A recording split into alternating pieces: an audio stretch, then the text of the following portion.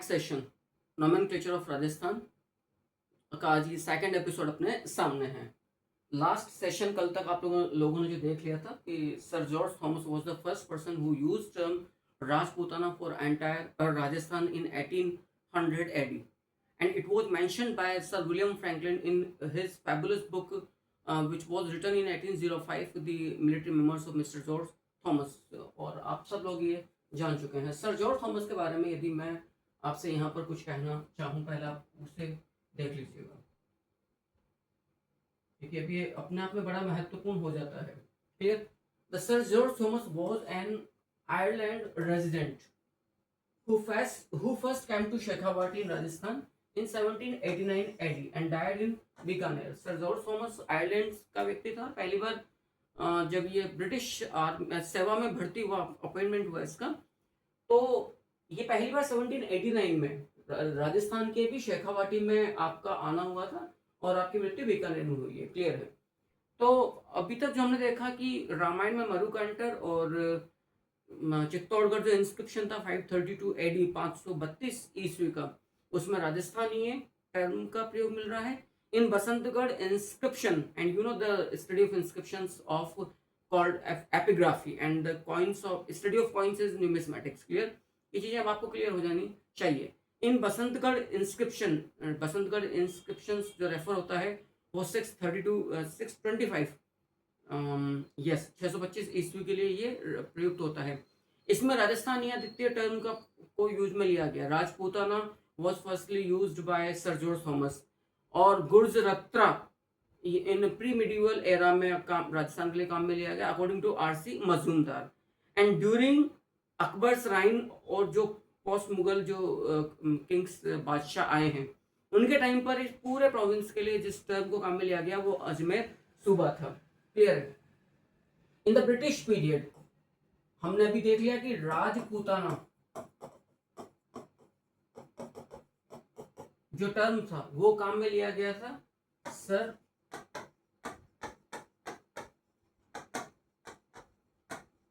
George Thomas के द्वारा इन 1800 AD. ये हम लोग देख चुके हैं। अब ब्रिटिश पीरियड की बात को मैं यदि आगे बढ़ाऊं, पर्टिकुलर इन ब्रिटिश पीरियड, असल में ब्रिटिश पीरियड में एक हेडक्वार्टर था।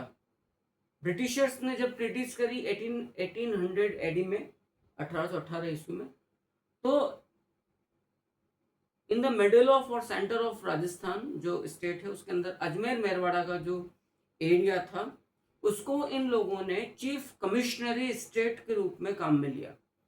एंड अजमेर मेरवाड़ा जो रीजन था it was in letter period ये एस्टेब्लिश्ड हुआ एक तरह से ब्रिटिश हेडक्वार्टर के रूप में। ब्रिटिश आप कमांडेंट जो छावनी होती है उस रूप में इसको स्टैब्लिश किया गया। और अजमेर के अंदर आप लोग बेहतर यू नो वेरी वेल कि यहाँ पर एक फेमस फोर्ट था तारागढ़ और अजयमेरू फोर्ट। इसको जाना गया है जिब्राल्टर ऑफ ईस्ट, पूर्व का जिब्राल्टर भी कहा गया है। तो in the British period there was a separate union territory और chief commissionary province Ajmer Merwara. जो मेरवाड़ा क्योंकि यहाँ पर जो कास्ट डोमिनेंट थी वो मेर जाति यहाँ पर डोमिनेंट थी, सो मेर डोमिनेंट एरिया होने की वजह से इसको मेरवाड़ा कहा गया है। सो इन लोगों ने chief commissionary province from Rajputana, ये बिल्कुल ही अलग था। एंड विच वाज रिसीव्ड, असल में मराठों से अंग्रेजों ने ब्रिटिशर्स ने 1818 के ट्रीटीज द्वारा इसे प्राप्त किया था। So Ajmer Merwara region was received by the Britishers treaty of June 25 1818 AD from Daulat Rao Scindia. तो अंग्रेजों ने 25 जून 1818 की संधि के द्वारा जो मराठा चीफ था दौलत राव सिंधिया उससे अजमेर मेरवाड़ा प्राप्त किया और इसे ठीक उसी प्रकार से गवर्न किया जैसे मुगल पीरियड में अकबर कर रहा था। तो ये ब्रिटिश स्टेट था, ब्रिटिश रूल्ड स्टेट था।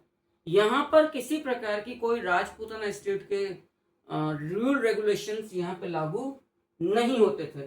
The province was directly controlled by the chief commissioner under the Governor General and merged in Rajasthan on 1st November 1956 AD after independence. The 1st November 1956 was the last phase of integration of Rajasthan, जो एक पूरा प्रक्रिया थी to unite the various separate states.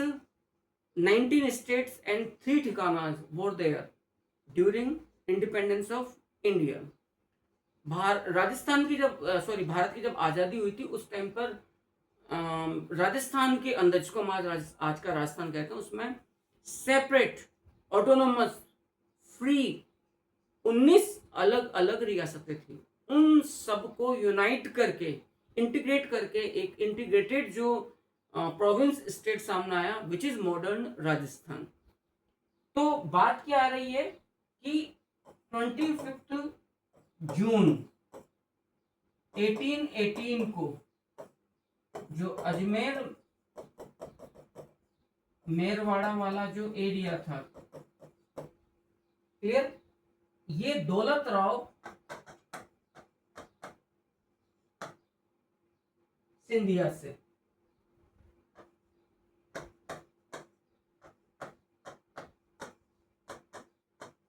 प्राप्त किया EIC ने. Clear, EIC ने, EIC जब छोड़कर गई भारत को 14 अगस्त 1947 को, फिर उसके बाद प्रक्रिया इंटीग्रेशन का मेथड चालू हुआ और 1 नवंबर 1956 को अजमेर मेरवाड़ा को मर्ज किया गया मॉडर्न राजस्थान में. ये इतनी सी बात है. Now time for Colonel James Todd. Colonel James Todd was the master of Rajasthan history. Colonel James Todd known as the father of Rajasthan history. And there are two important things and informations. Father of Rajasthan history is Colonel James Todd. क्योंकि पहली बार जो information gather की गई, first time in entire Rajasthan history, scientifically जो informations gather की गई और उन्हें गैदर्ड इंफॉर्मेशंस के बेसिस पर साइंटिफिकली जो राइटिंग की गई राजस्थान हिस्ट्री की, it was colonel James Tod. That's why colonel James Tod known as a father of Rajasthan history. यद्यपि मैं कहूंगा कि काफी हिस्टोरिकल ब्लंडर्स किए जब कर्नल जेम्स टोड ने अपनी बुक लिखी annuls and antiquities of Rajasthan. इसी बुक को the central and western Rajput states of India के नाम से भी जाना गया है. बहुत बहुत हिस्टोरिकल ब्लंडर्स हैं. उसके बावजूद मोर देन 5-6 स्टेट्स पहली बार जिसने इतना लार्ज स्केल पर राजस्थान हिस्ट्री को राइटिंग करने का इनिशिएटिव लिया, कर्नल जेम्स टोड था, इसलिए उसका फादर ऑफ राजस्थान हिस्ट्री बोला गया. लेकिन यदि क्वेश्चन ये आ जाए फादर ऑफ राजस्थान आर्कियोलॉजी या आर्कियोलॉजी ऑफ राजस्थान, तो वो है ACL Carlyle. ACL Carlyle was the person who was known as a father of the Rajasthan archaeology. Clear, चलिए अपन लिख देते हैं. तो कर्नल जेम्स टोड टाइटल है इनका father of the Rajasthan history. और यदि यहीं पर एक और फैक्ट आपके सामने आ जाए, मैं लिख देता हूं father of the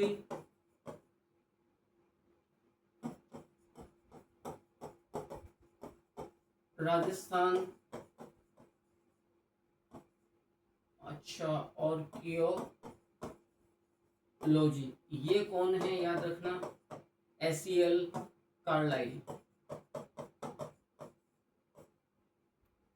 father of Rajasthan archaeology is ACL Carlyle and father of Rajasthan history is the colonel James Tod. Clear है. इनकी popularity of colonel James Tod, colonel James Tod known as a father of Rajasthan history and the popular क्या था, horse बाबा, यानी घोड़े वाला बाबा. क्योंकि जितनी भी जर्नी करी राजस्थान में पॉलिटिकल एजेंट के पद पर अपॉइंट होते हुए रहते हुए, वो चूंकि आप हॉर्स राइडर के रूप में ज्यादा फेमस हुए, जहां पे भी जाते आप एक हैट पहने रहते, झोला लटका रहते, स्लिंग बैग. तो आम जनता के लिए क्या पहचान हो गई कि जो भारत राजस्थान में जो एक चोगा टाइप का झोला लटकाया, मतलब चोगा कुर्ता टाइप का कुछ पहना हुआ है, कोई टोपी लगाई हुई है और एक क्रॉस बैग लटकाया हुआ, उसको हम बाबा कहते हैं। तो घोड़े पे बैठ के आया हुआ, इसलिए इसको घोड़े वाला बाबा भी पुकारा गया। इसका गाइड ही है इसका मास्टर कर्नल जेम्स टोड का। गाइड और मास्टर यदि आप कहें वो था यति ज्ञानचंद्र, रेजिडेंट ऑफ मांडलगढ़। मांडलगढ़ कहाँ? भीलवाड़ा। तो जब क्वेश्चन आता है कि कौन गुरु कौन था, कौन गाइड या मास्टर था कर्नल जेम्स टोड का, तो आपका आंसर होगा Yati Gyanchandra. The first appointment of colonel James Tod in Rajasthan, particular बात कर रहा हूं मैं, इंडियन, पहली बार भारत में तो आप काफी पहले दिल्ली के अंदर कैनाल सर्वे के काम में लिया गया था। कैनाल सर्वे के टाइम पर मैपिंग के लिए, नहर सर्वेक्षण के दौरान नक्शे वगैरह बनाने के लिए। बाद में फिर आप दौलत राव सिंधिया की सेना में टुकड़ी में नियुक्त हुए। लेकिन the first appointment of colonel James Tod in Rajasthan after 1818 treaty, 13 जनवरी 1818 को उदयपुर के साथ महाराणा भीम सिंह के साथ ट्रीटी की थी ईआईसी ने। उसके बाद यानी कि after 1818 treaty, Colonel James Todd was appointed as a political agent of Mewar. The first appointment of Colonel James Todd in Rajasthan. In which year? 1818. तो 1818 AD को आप मेवाड़ पीए, पीए का मतलब political agent, direct representative of governor general. हालांकि इसके ऊपर एक अधिकारी और होता था पीए के ऊपर, AGG, agent to governor general, and agent to governor general was responsible for governor general. So governor general was the head of entire British Empire of India, and under of governor general was there AGG, and under of AGG was several political agents. One of them is Colonel James Todd, which was appointed in Rajasthan in first time 1818 AD. So 1818 AD के अंदर Mewar PA appointed during the period of the Mewar Maharana Bhim Singh, यानी कि मेवाड़ महाराणा भीम सिंह के time पर colonel James toad Mewar के political agent के रूप में नियुक्त हुए। क्यों? क्योंकि महाराणा भीम सिंह के काल में ही संधि हुई थी, ट्रीटी हुई थी मेवाड़ के साथ। कब? 13 जनवरी 1818 विद, याद रखिएगा, with EIC, east India company. 1824 AD, असल में कर्नल जेम्स टोड पर 1822 में कुछ चार्जेस लगाए गए। Some charges framed by EIC of corruption and to provide the क्या कहना चाहिए, एडवांटेज ऑफ इकोनॉमिक बेनिफिट्स। ये कुछ करप्शन के चार्ज लगाए गए कर्नल जेम्स टोड पर, और इसे क्या मजबूर किया गया to resign from political agent designation. असल में इन ब्रीफ कहानी क्या है ये समझ लीजिएगा।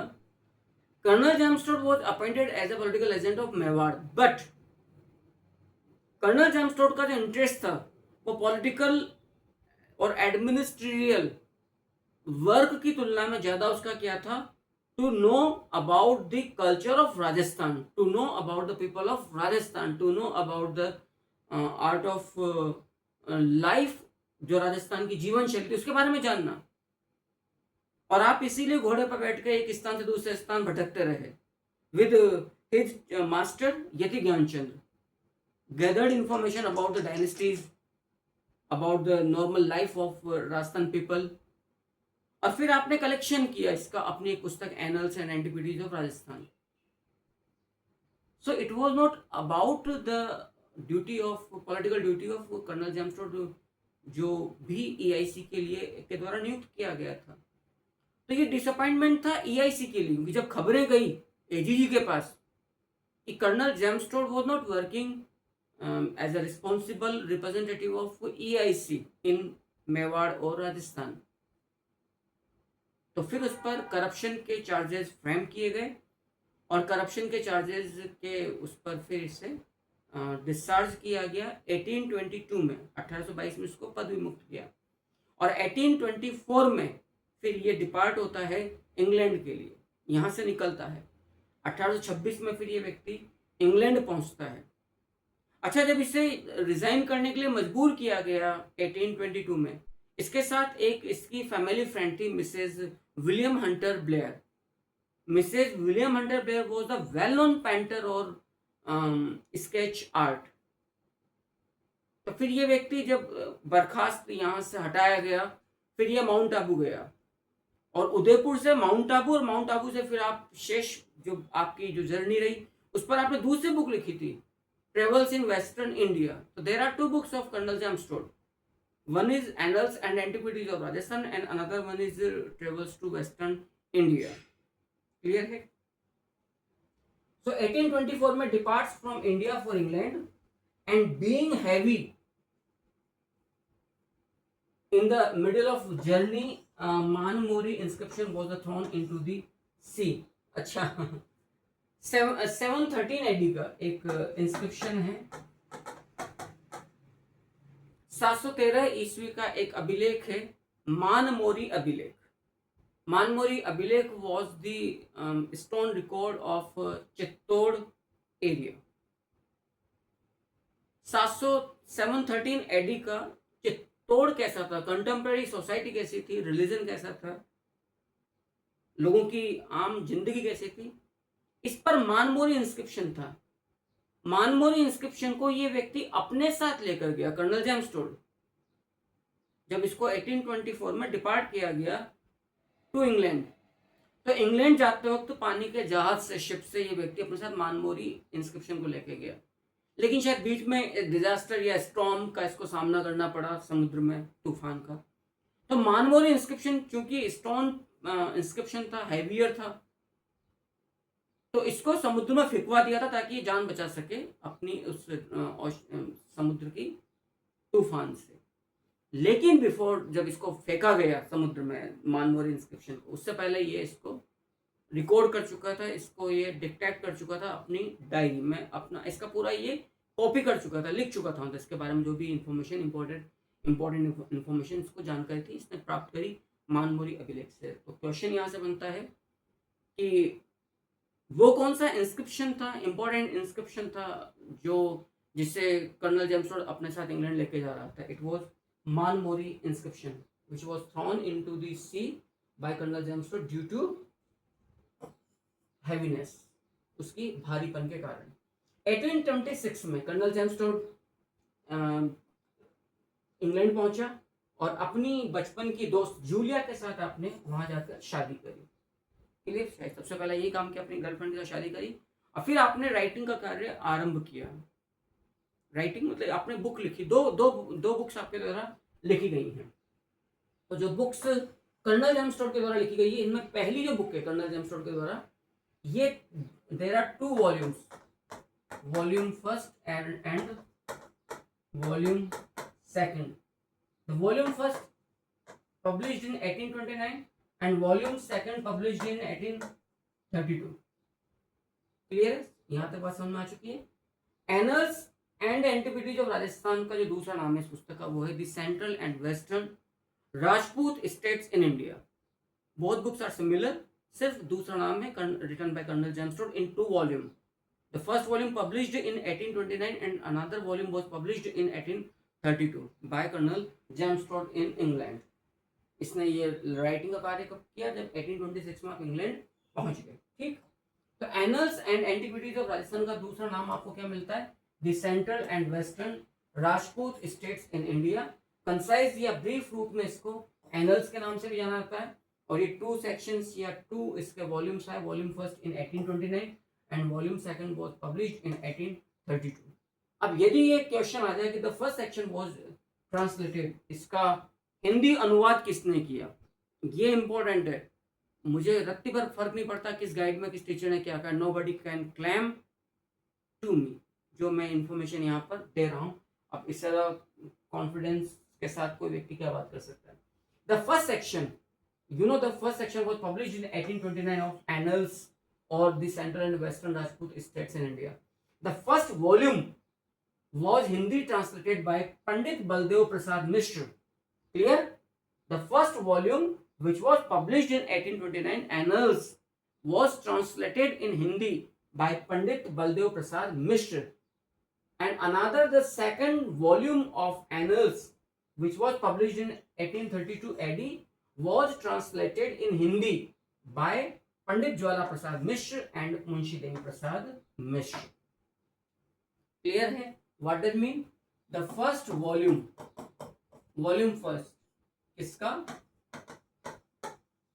एनल्स का, ये कब आता है? 1829 में। और इसका हिंदी ट्रांसलेशन किया गया किसके द्वारा? पंडित बलदेव प्रसाद मिश्र के द्वारा। मुझे नहीं पता कई गाइड्स में जी क्यों दिया हुआ है, टोटली टू मच डिसअपॉइंटिंग। और ये काफी फ्रस्ट्रेशन सा लगता है कि यार क्या बकवास रबिश थिंग्स आप बिना पढ़े लिखे की तरह दे देते हो। And the volume second was published in 1832.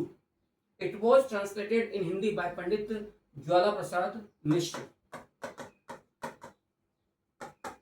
याद रखिएगा, पंडित ज्वाला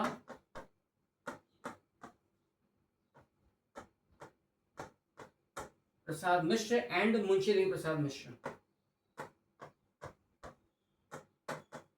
In last episode,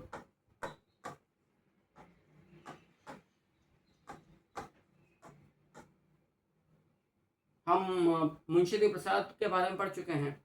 Munshi Devi Prasad the first person who called Munot Nainsi as a Abul Fazal of Rajputana. Munot Nainsi को अब राजपूताने का अबुल फजल किसके द्वारा कहा गया था? मुंशी देवी प्रसाद के द्वारा। उनकी अपनी राइटिंग नैन्सी रिख्यात के आधार पर, क्योंकि नैन्सी रिख्यात और अबुल फजल की रचना अकबरनामा में जो मेन रेफरेंसेज है उनकी पूरी एक लिस्ट दी हुई है। इस वजह से आई थिंक यहाँ तक की बात आपको बहुत अच्छे से समझ में आ चुकी है। And another book was travels in western India in 1839, and this book was dedicated by Colonel James Todd to his family friend Mrs. Hunter William Hunter Blair. William Hunter Blair was the well-known painter and the sketch artist. इन्होंने लगभग 8 के लगभग mount Abu के sketch बनाए थे। जब ये England पहुंचे 1826 में, तब ये स्केच गिफ्ट किए थे एक तरह से कर्नल जेम्स टोड को। किसने? मिसेस विलियम हंटर ब्लेयर ने। और जो बुक लिखी कर्नल जेम्स टोड ने, ट्रेवल्स टू वेस्टर्न इंडिया, उसमें काफी सहायता मिली थी इन स्केच के द्वारा। तो another book of colonel James Tod was travels in western India, clear, which was published in 1839। And you know the important thing, और काफी एक शॉकिंग वो, कि 11 नवंबर 1835 को colonel James Tod was died. ये कर्नल जेम्स टोड मर गए थे। तो after death of colonel James Tod, his wife Mrs Julia, उन्होंने पब्लिश करवाया था इनकी इस अनपब्लिश्ड बुक को, ट्रेवल्स इन वेस्टर्न इंडिया को। It was published by Julia, clear, Tod's wife, after the death of the colonel James Tod. So ये काफी important facts हैं। मेरा पूरा प्रयास है कि आपको इसी प्रकार से मैं पीडीएफ के जरिए एक notes, proper notes, well arranged scientific method के साथ, एट एग्जाम ओरिएंटेड, बिल्कुल टॉपिक टू टॉपिक आप सिलेबस को चलते हुए ये पीडीएफ आपके सामने। आप कमेंट करके मुझे अवश्य बताइएगा कि कैसा लगा ये सारे एफर्ट्स आपको। Colonel James Tod dedicated this book travels in western India.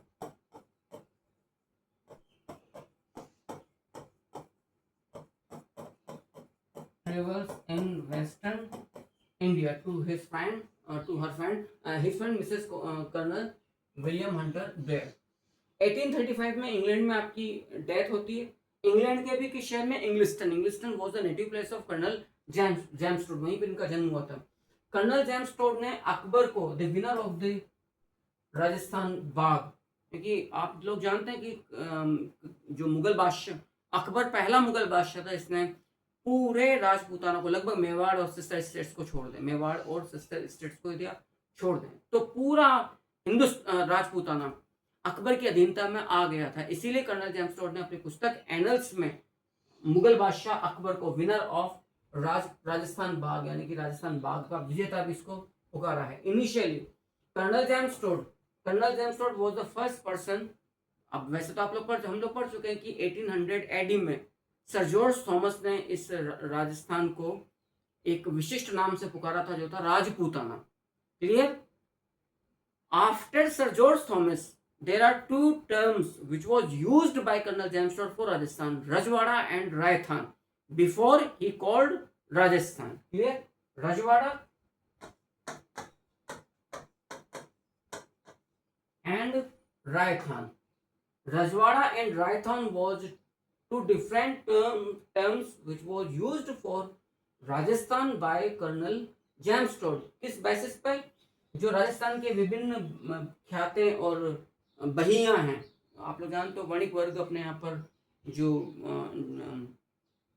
क्या कहना चाहिए, उद्योग धंधे करते हैं, जो वर्ग बनिया, वो बहियों को काम में लेते हैं।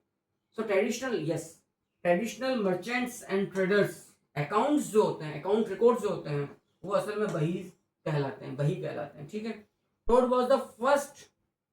टोड पहला व्यक्ति था जिसने संपूर्ण राजस्थान को, Tod was the first person who used terms for entire Rajasthan, या कहें Rajasthan term was first used by colonel James Tod. आप यदि इसकी पुस्तक देखेंगे, annals and antiquities of Rajasthan, तो इसका जो पहला वॉल्यूम आया, इसके पहले वॉल्यूम में नाम है annals and antiquities of Rajasthan, book में ही नाम है राजस्थान। तो जिस व्यक्ति ने पहली बार डायरेक्ट वे में इस संपूर्ण प्रदेश के लिए राजस्थान टर्म को काम में लिया, it was colonel James Tod in 1829, and before Rajasthan he used two different terms for Rajasthan, Rajwada and Rajasthan. So Rajwada, Rajasthan and Rajasthan was used by Colonel James Todd. So Todd was the first to address the state as the entire province in 1829 AD in his book Annals and Antiquities of Rajasthan with the word Rajasthan, यानी कि राजस्थान शब्द के रूप में पूरे प्रदेश के लिए, पूरे राज्य के लिए राजस्थान शब्द का जो प्रयोग किया गया पहली बार कर्नल जेम्स टोड के द्वारा किया गया, कौन से वर्ष किया गया? 1829 एडी में किया गया। और कौन से वॉल्यूम में? वॉल्यूम फर्स्ट, इसका एनल्स नामक इसकी प्रसिद्ध बुक। आई थिंक क्लियर हो चुका है ये बात बहुत अच्छे से। एंड अब तो हमारे सामने प्रश्न ये उठता है कि during the integration of various free states of Rajputana या राजस्थान ड्यूरिंग इंडिपेंडेंस, जिस समय देश आजाद हुआ उस समय राजस्थान यूनाइटेड नहीं था, इंटीग्रेटेड नहीं था। There are several autonomous states, 19 major states थे और 3 ठिकाना थे। स्टेट्स अपने आप में बिल्कुल ऑटोनोमस बॉडी से, इनका अपना नेशनल फ्लैग था, कॉइन्स थे, इनकी एडमिनिस्ट्रेशन था, एडमिनिस्ट्रेटिव बॉडीज थी, इनकी अपनी कैपिटल्स थी, इनकी अपनी, सबकी अपनी अपनी कल्चर, रहन सहन, भाषा, सब कुछ अपना अपना था। तो it was very tough task to state ministry which was organized or established in 5th of July 1947, and the president of State Ministry was Sardar Vallabhbhai Patel, and the first secretary of State's Ministry, रियासती विभाग, वो थे Rao Bahadur वापल्ला Panguni Menon, VP Menon साहब। और ये रियासती विभाग या स्टेट्स मिनिस्ट्री ने ही इन अलग अलग रियासतों को इंटीग्रेट किया था। तो यहाँ पर क्वेश्चन अभी बनता है कि जब पहली बार राजस्थान शब्द का उल्लेख इस पूरे प्रोविंस के लिए कहाँ होता है? चित्तौड़गढ़ इंस्क्रिप्शन में 532 ईस्वी में, 532 एडी में, in term of Rajasthaniya. After that, after Chittorgarh inscription, there were Basantgarh inscription in 625 AD. तब एक नई टर्म आती है Rajasthani Aditya. Rajputana was first use by sir George Thomas in 1800 AD. Rajasthan and Rajwada was used by Colonel James Todd, and Rajasthan term was used by Colonel James Todd for entire Rajasthan in 1829. It was the first person, लेकिन ये non official था क्योंकि colonel James toad इसको record नहीं किया गया था officially, constitutionally कि जी अब राजस्थान बोला जाएगा, ये व्यक्तिगत तौर पर हुआ था। लेकिन अब प्रश्न ये उठता है कि जो एकीकरण की जो प्रक्रिया थी ड्यूरिंग इंटीग्रेशन, जो फेजेस थे, उसमें पहली बार राजस्थान टर्म को कब काम में लिया गया? It was second phase of integration, 25 मार्च 1948, जब पहली बार राजस्थान शब्द को काम में लिया गया है। एंड एक आता राजस्थान दिवस और एक आता राजस्थान स्थापना दिवस। राजस्थान दिवस, Rajasthan day,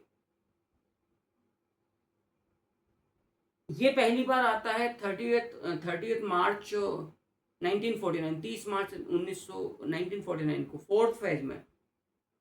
and according to constitutionally,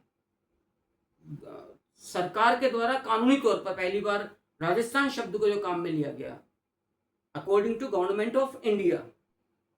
उसके बाद तमाम जितने भी गजेटियर्स थे, रिकॉर्ड्स थे गवर्नमेंट के, उसमें राजस्थान टर्म को ही काम में लिया गया। It was the sixth phase of integration, 26 January 1950. Clear? Let's see.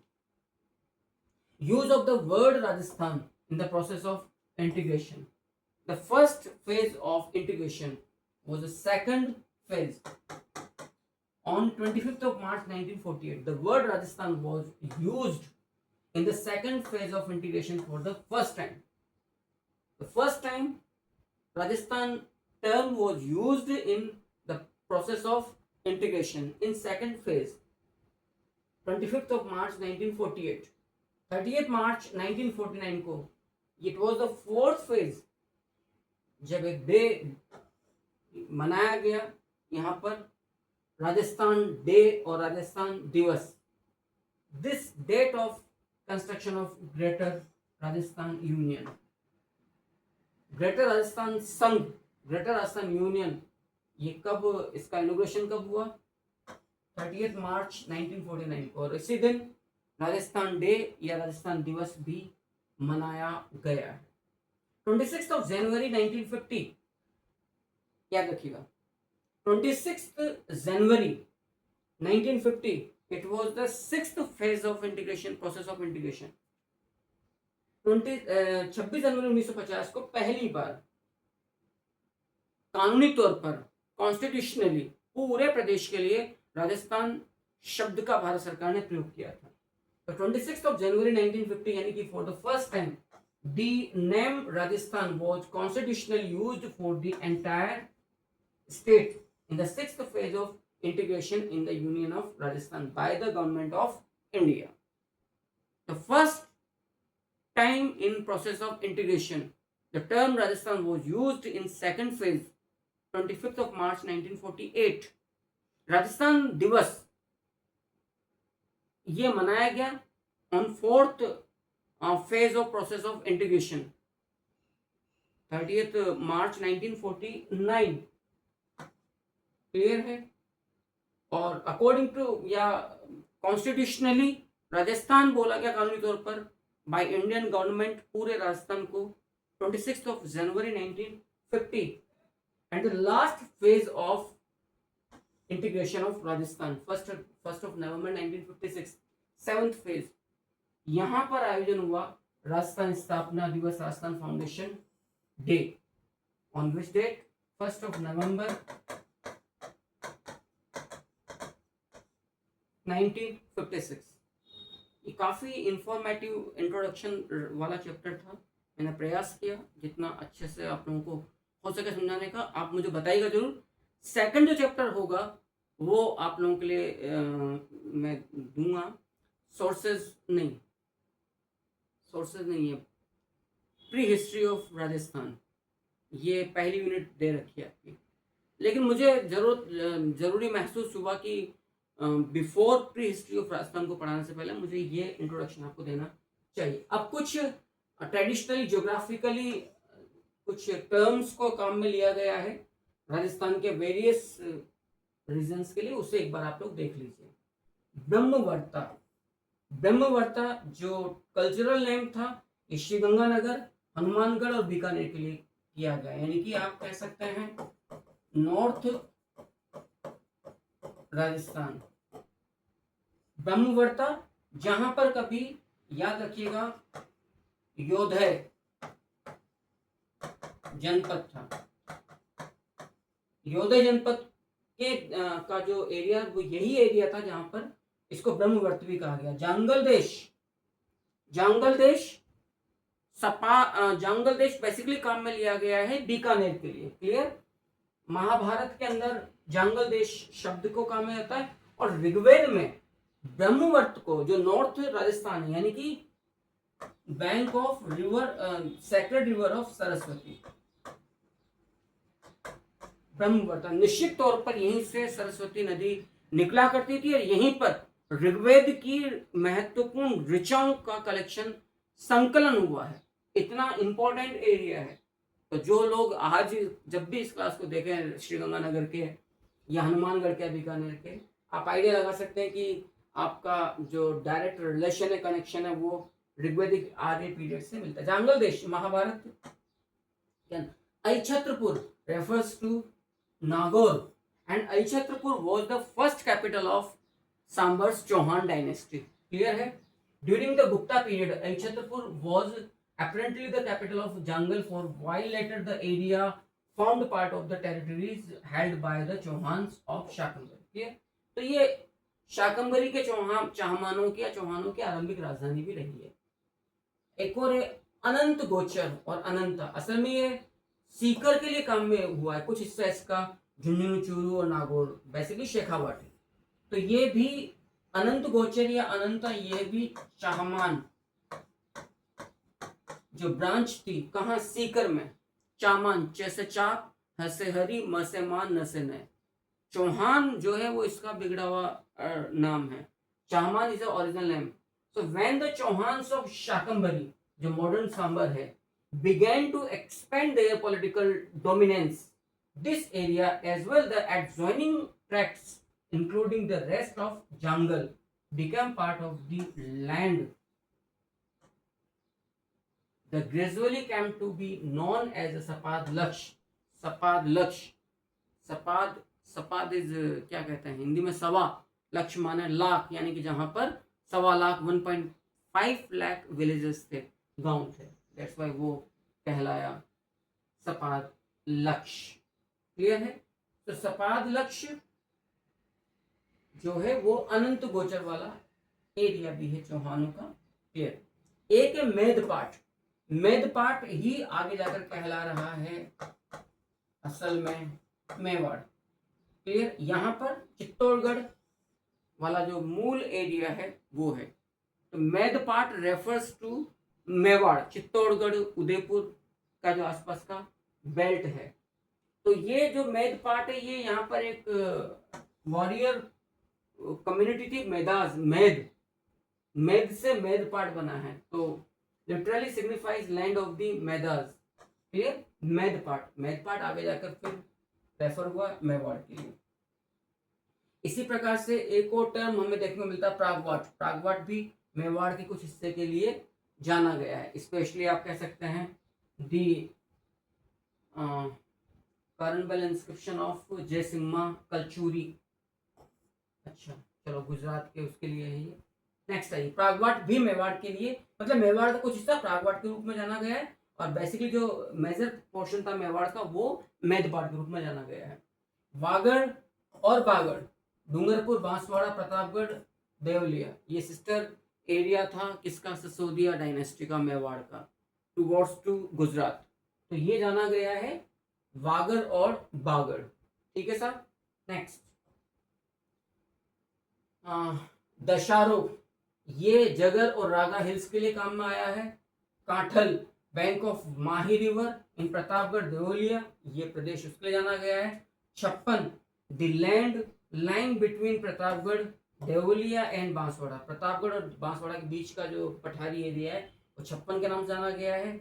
Mewal, असल में ये ट्रैक्ट है बिटवीन, मेवाल जो है between Dungarpur and Banswara. Clear? ये प्रदेश, अब ये चूंकि मुझे ये पूरा पोर्शन इसलिए लेना पड़ा है आपके सामने एक इंट्रोडक्टरी पार्ट में, क्योंकि ज्योग्राफिकली जो इंडिकेशंस हमें मिलते हैं वो नोमेनक्लेचर के रूप में और पॉलिटिकली, कल्चरली बहुत राजस्थान के अलग अलग एरिया में जियोग्राफिकल डिफरेंसेस इतने पाए गए हैं कि उसके आधार पर इनकी एक स्पेसिफिक कल्चर डेवलप हो गई और इसीलिए इनका अलग अलग नाम हमें देखने को मिलता है। ऊपरमाल, ऊपरमाल बेसिकली बिजोलिया के लिए काम में आता है, भैंसरोलगढ़ टू बिजोलिया। गुर्जरत्रा ये हम लोग देख चुके हैं। बेसिकली गुर्जरत्रा मारवाड़ का जो एरिया, जो गुर्जर प्रतिहार डायनेस्टी के द्वारा रूल्ड था कभी, और अधिकांश राजस्थान का हिस्सा उस जमाने में जाना था। हम लोग आर सी मजूमदार वाला जो कोटेशन थी उसके रूप में हमने देखा है। काफ़ी बड़ा मैटर है। मैं दोबारा बोल रहा हूँ, यदि आपको इस तरह का नोट्स चाहिए तो please mention me in comment box, कुछ लिखिए अपनी, यदि आप लोगों की डिमांड मुझे मिलती है तो ये सब कुछ तैयार है मेरे पास, मैं आप लोगों को free of cost he provide करवा सकता हूँ। नेक्स्ट आइएगा। ये मैटर काफ़ी सारा है। मरुवत्रा ये जालोर से लेकर समियाना तक का जो एरिया है वो जाना गया। वल्ल, त्रवणी, माड़ा ये जोधपुर, जैसलमेर, बाड़मेर, आज का पाकिस्तान का बहावलपुर तक का और सिंध तक का जो एरिया है वो जाना गया। अरबुदा ये माउंट आबू के लिए रेफर हुआ है प्रदेश। और इसी प्रकार का एक इम्पोर्टेंट जो प्रदेश है माउंट आबू का जो एक हिस्सा है ये जाना गया है। याद रखना, ये देखो इसका जो प्रोनाउंसिएशन है बड़ा ही अष्टादशष्टा, याद रखिएगा, अष्टादशष्टा के नाम से जाना गया। क्वेश्चन किस रूप में आ सकता है कि मेद पार्ट रेफर्स टू किसके लिए, ये जो आ रहा है टर्म अष्टादशष्टा ये किसके लिए, माउंट आबू के लिए, प्रागवाट किसके लिए है। सो ये था session, the first introductory part of your preliminary syllabus of Rajasthan subordinate services और राजस्थान जो एडमिनिस्ट्रेटिव सर्विसेज का जो सिलेबस आपका उसके अनुसार। Tell me the your valuable feedback, आप अपने कमेंट बॉक्स में लिखकर मुझे जरूर बताइएगा। सेकंड जो यूनिट होगी वो मैं आप लोगों के सामने लूँगा, प्री हिस्ट्री ऑफ राजस्थान, जो भी आपके सामने है।